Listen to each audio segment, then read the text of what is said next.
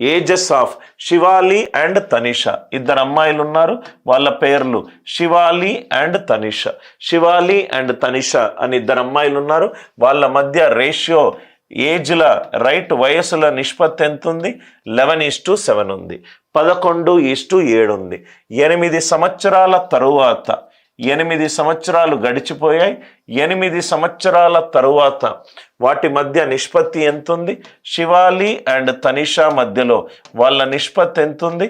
15:11 ఉంది. 15:11 ఉంది. ఇప్పుడు నేను నా తమ్ముడి కంటే 2 ఏళ్ళు పెద్ద అని స్టేట్మెంట్ అన్నాను. నేను నా తమ్ముడి కంటే 2 ఏళ్ళు పెద్ద. సంవత్సరం గడిచిన తర్వాత కూడా నేను నా తమ్ముడి కంటే 2 ఏళ్ళు పెద్ద. 10 ఏళ్ళు గడిచిన తర్వాత కూడా నేను నా తమ్ముడి కంటే 2 ఏళ్ళు పెద్ద.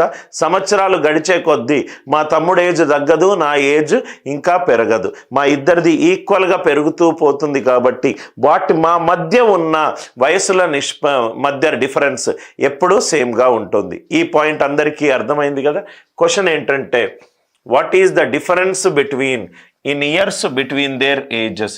ఇక్కడ ఎంతైతే డిఫరెన్స్ ఉందో ఇక్కడ కూడా 8 ఏళ్ల తర్వాత అంతే డిఫరెన్స్ ఉంటుంది. సపోజ్గా నాకు నా తమ్ముడు 3 ఏళ్ళు చిన్న, 2 సంవత్సరాల తర్వాత కూడా నాకు నా తమ్ముడు నాకంటే 3 ఏళ్ళు చిన్ననే కదా. ఈ పాయింట్ అందరికీ అర్థమైంది. సో కాబట్టి డిఫరెన్స్ ఇక్కడ 11 and 7.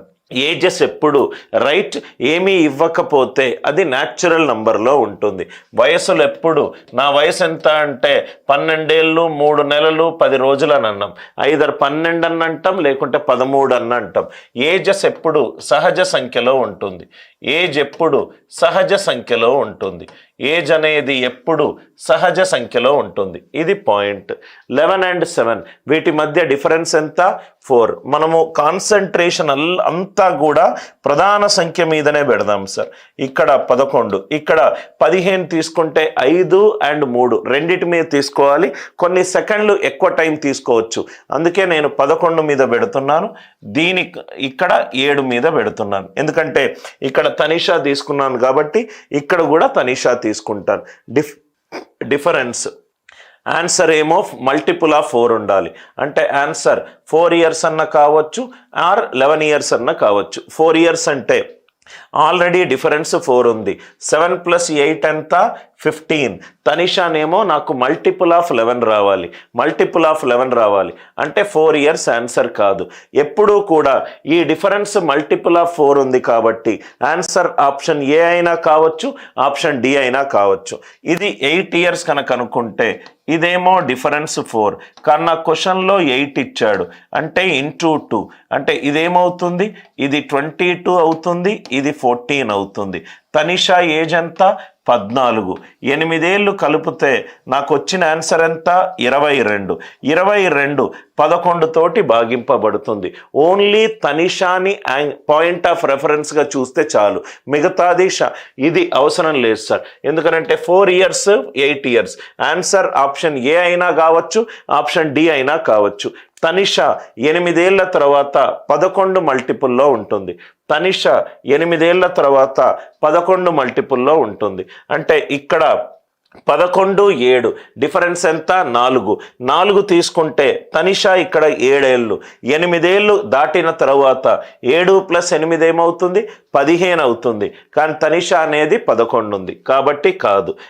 డిఫరెన్స్ 4 మల్టిపుల్ 8 తీసుకున్నాను. అంటే 11 22, 7 14. ఇది 14. 8 ఏళ్ల తర్వాత ఇది 22. 22 అనేది 11 తోటి భాగింపబడుతుంది. కాబట్టి క్వశ్చన్కి ఆన్సర్ ఎంత? Option D. క్వశ్చన్కి ఆన్సర్ ఎంత? Option D. ఏజెస్లో వయసుల రిలేటెడ్ ప్రాబ్లంలో 90 to 95% 90 నుంచి 95% ఆన్సర్ నుంచి క్వశ్చన్ స్టేట్మెంట్ కరెక్టో లేదో చూడండి. దీన్ని ఏమంటాం సార్? బాటమ్ అప్ అప్రోచ్ అని అంటాం. క్వశ్చన్ టు ఆన్సర్ని టాప్ డౌన్ అప్రోచ్ అంటే ఆన్సర్ టు క్వశ్చన్ని మనము బాటమ్ అప్ అప్రోచ్ అని అంటాం. ఆన్సర్ టు క్వశ్చన్ని మనము బాటమ్ అప్ అప్రోచ్ అని అంటాం. వయసుల రిలేటెడ్ ప్రాబ్లమ్స్ అందరికీ అర్థమైంది అనుకుంటా.